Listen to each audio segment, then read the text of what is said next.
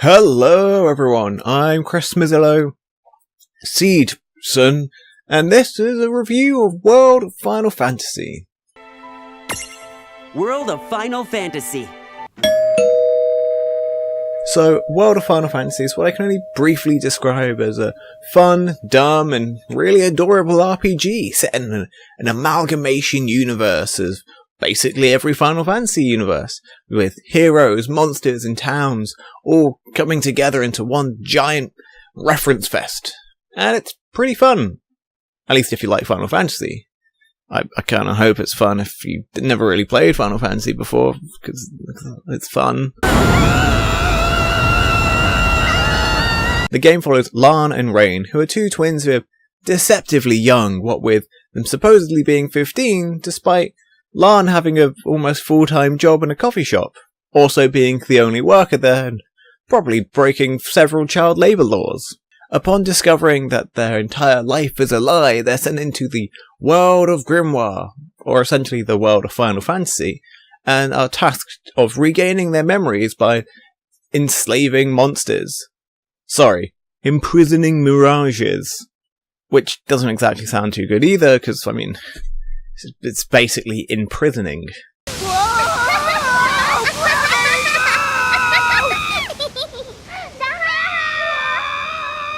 From very early on, the game shows off its unique sense of humour and unique character. Right, tickets please! See, there's this character conductor who makes brief cameos and he's fucking amazing. Oh, I indeedly needly am a mirage, but I'm also the train conductor, so tickets please! While the dungeons aren't exactly the most complex things, they are still fairly fun. I mean, one of them is entirely based around transporting through cannon fire. Aha!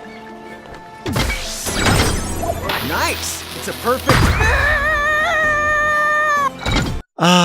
Memories. I also mentioned before how everything's really adorable, from the monsters to the characters and even Moogle pirates. A fasty Kubo! Not so fasty Kubo! Thieving pirates, Kubo! Ha ha ha ha! Kupo. Stop saying Kubo and fight, Kubo!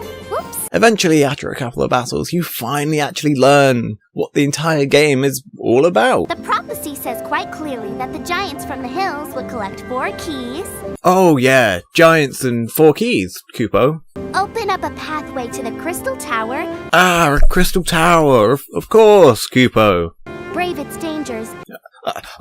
I'm brave, Kupo. And mount the very heavens, Kubo! I mean, whatever the heavens are into, Kupo. Damn, it is adorable though. However, I kind of find it a bit difficult to look at this rosy-cheeked and adorable Quistis, despite having seen some images that have haunted my mind for about 10 years now.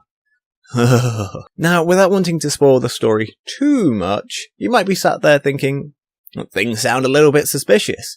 I mean, your little adorable fox friend has mentioned that you've got the power to enslave everything, the entirety of mankind and take over the world, and there's this talk of 2 prophecies, which end in rather staunchly different endings, one of which involves the end of humanity and everything. So, things are a little, off, to say the least. But screw that noise. There are more adorable Final Fantasy characters to deal with. I heard what you said. But bridges are the other Shiva's job. You come across many characters from a load of the games, and even some of the more weird, obscure spin-off titles like Crystal Chronicles. And even... Dinosaurs.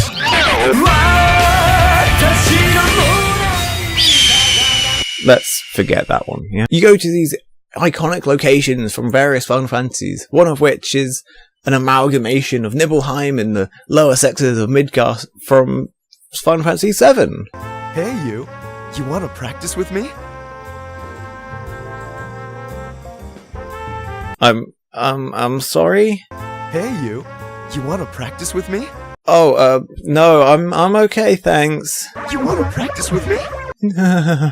The Final Fantasy characters that actually appear in these games act more or less like caricatures of themselves from their games. I mean, you've got Snow, who's taking his hero act to a whole new level, despite both being a frog and his entirely heroic deed being up a flan. Ribbity, ribbity, ribbit! Ribbit? Ribbity ribbit? The rib? Ribbit? Ribbit! Ribbit, ribbit, ribbit! Ribby! The bib!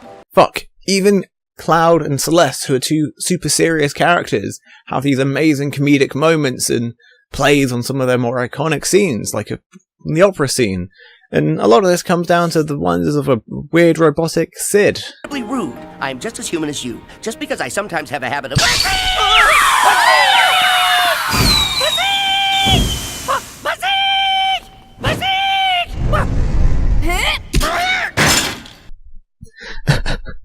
Fucking amazing.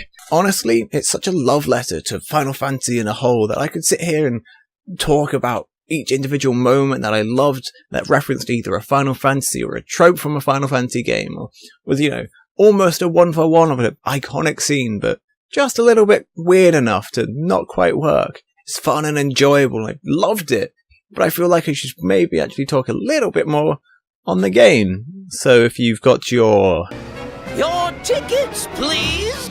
Combat and gameplay-wise, it's literally just Final Fantasy Pokemon.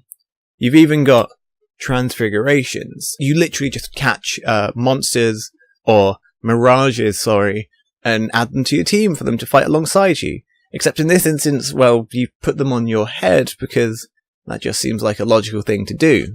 While it's by no means a difficult game, hopefully avid fans of the Final Fantasy series will, really enjoy it. It's got loads of references to the games and nods of the head every now and then, and even to things which you may not even expected. The lesser known characters make appearances every now and then.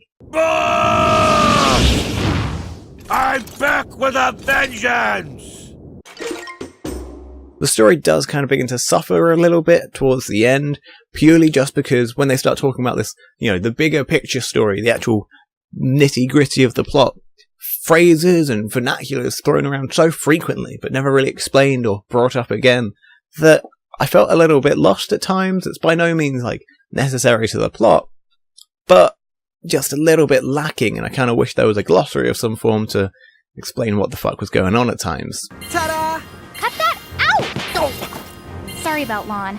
Overall, I really loved the game. However, I'm not 100% sure how I feel about these, ending credits.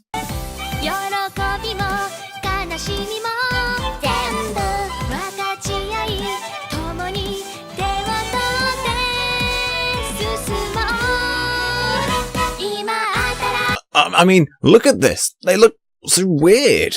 Why is Cloud popping such sweet dance moves? Who thought this was a good idea as a way to end things? I did. I thought it was a good way to end the video, and that's what I've done. Sue me. Please don't actually sue me.